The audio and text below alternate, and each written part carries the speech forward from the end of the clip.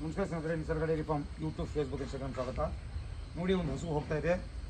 Quality ನೋಡಿ, bread ನೋಡಿ, length ನೋಡಿ, ಹೈಟಿಂದು ಚಲಾಯಿಸಿ ನೋಡಿ ಸ್ನೇಹಿತರೆ.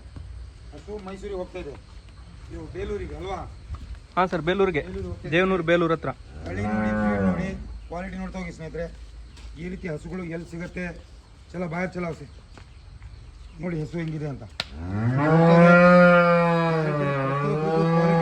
ಅಂದರೆ ನಿಸರ್ಗ ಡೈರಿ ಜೊತೆ ಕಾಂಟ್ಯಾಕ್ಟ್ ಮಾಡ್ಕೊಳ್ಳಿ. ಒಳ್ಳೆ ಒಳ್ಳೆ ತಳಿ, ಒಳ್ಳೆ ಒಳ್ಳೆ ಬ್ರೀಡು ನಿಸರ್ಗ ಡೈರಿ ಎನಿ ಟೈಮ್ ಅವೈಲೇಬಲ್ ಇರುತ್ತೆ.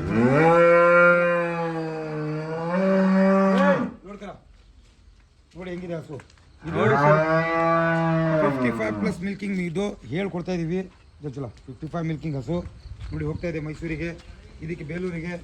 ಒಳ್ಳೇದಾಗಲಿ ಪ್ರತಿ ನೋಡಿ. ವೇಟ್ ನೋಡಿ ನನ್ನ ಲೆವೆಲ್ಗಿದೆ ಹಸು. ಈ ಹಸ ಲೆಂತ್ ಆಗಿರಲಿ, ಹೈಟ್ ಆಗಿರಲಿ, ಮಾತಾಡಂಗೆ ಇಲ್ಲ ಈ ಹಸದಲ್ಲಿ.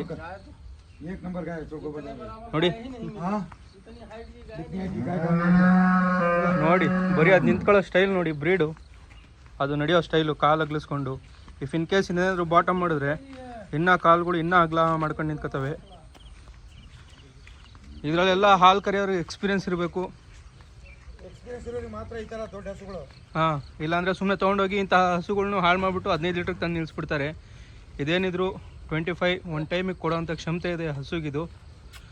ಆ ಬಾಟಮ್ ನೋಡಿ, ಬಾಟಮ್ ಮೇಲಿರೋ ನರಗಳು ನೋಡಿ, ಅದು ಬಿಟ್ಟರೆ ಇನ್ನೂ ನರಗಳು ಹೆಂಗೆ ಎದ್ದು ಕಾಣಿಸ್ತಾ ಗೊತ್ತಾ ಬಾಟಮ್ ಮಾಡಿದಾಗ ಪೂರ್ತಿ. ನೋಡಿ ಈಗ ಮಾತ್ರ ಹಸು ಇದು ಲೋಡ್ ಆಗ್ತಿದೆ ದೇವನೂರು ಹತ್ರ ಇರೋ ಬೇಲೂರಿಗೆ. ನೋಡಿ ಆ ಹೈಟ್ ನೋಡಿ, ಬರೀ ಆ ವರ್ಕರ್ಗೂ ಆ ಹಸುಗೂ ಹೈಟ್ ನೋಡಿ ಒಂದ್ಸಲ ಏನು ಹೈಟಲ್ಲಿದೆ ಅನ್ನೋದನ್ನ ನಿಮಗೆ ಐಡಿಯಾ ಸಿಗುತ್ತೆ ನೋಡಿ. ಒಂದು ಗಾಡಿಗೆ ಇದೊಂದೇ ಹಸ ಬರೋದು, ಎರಡು ತುಂಬಕ್ಕಾಗೋದೇ ಇಲ್ಲ, ಯಾವುದೇ ಕಾರಣಕ್ಕೂ ತುಂಬಕ್ಕಾಗಲ್ಲ.